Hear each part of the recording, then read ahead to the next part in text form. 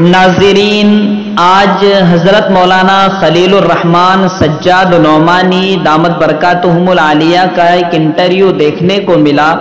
जिसमें हज़रत मौलाना ने मौलाना कलीम सिद्दीकी को लेकर 3 बड़ी ही अहम बातें इरशाद फरमाई है। पहली बात, हज़रत ने ये इरशाद फरमाई कि मौलाना कलीम सिद्दीकी उन बाअखलाक उलमा से है जिनका शुमार इंडिया के दूसरे या पहले नंबर पर होता है। दूसरी बात, हजरत ने यह बताई कि मौलाना कलीम सिद्दीकी पर जो इल्जाम लगा है वो सरासर गलत है, सब उसको समझ सकते हैं। और हजरत ने यह भी कहा कि जब हमारे मुल्क में यह कानून है और दीगर जमहूरी ममालिक में यह कानून है कि भाई कोई डायलॉग कर सकता है, अपने मजहब के सिलसिले में दूसरे को बता सकता है, तो यह कानूनन जुर्म कब से हो गया। फिर हजरत ने यह भी बताया कि असल कानून तो ये नहीं बदल सकते, लेकिन मुल्क की राज्यों की सतह पर यह कानून में अलग अलग चीजें शामिल करके इस तरीके की घटिया कार्रवाइयां कर रहे हैं।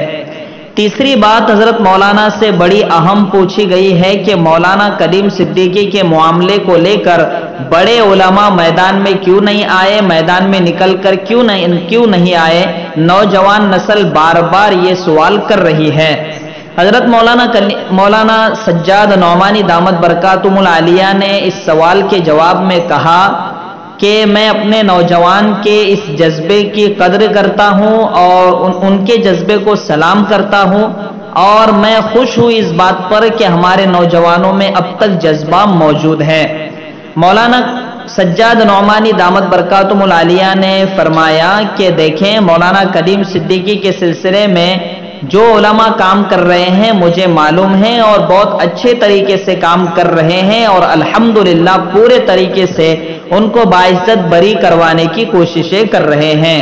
अलबत्ता खुलकर सामने इसलिए नहीं आ रहे, मैदान में इसलिए नहीं आ रहे कि बातिल का यही एजेंडा है और सामने वालों का यही एजेंडा है कि इनके लोग खुलकर सामने आए और हम इसको पॉलिटिकल एजेंडा बना दें और फिर वो अपने मकासद में कामयाब हो जाए। हमारे उलमा इस बात को समझ रहे हैं, इस वजह से खुलकर सामने आने के बजाय अंदरूनी तौर पर काम कर रहे हैं और माइक के सामने, कैमरे के सामने कुछ बोलने के बजाय मैदानी सतह पर हजरत मौलाना को बाइज्जत रिहा करवाने की कोशिश कर रहे हैं। इस तरीके का हजरत ने मौलाना कलीम सिद्दीकी को लेकर बहुत ही अहम बयान दिया है। इसको ज्यादा से ज्यादा शेयर करें ताकि हमारे नौजवानों में जो कशमकश इस सिलसिले में उलमा के ताल्लुक से पैदा हो रही है वो दूर हो सके, और इसी तरह हमारे चैनल को जरूर भी जरूर सब्सक्राइब कर दें।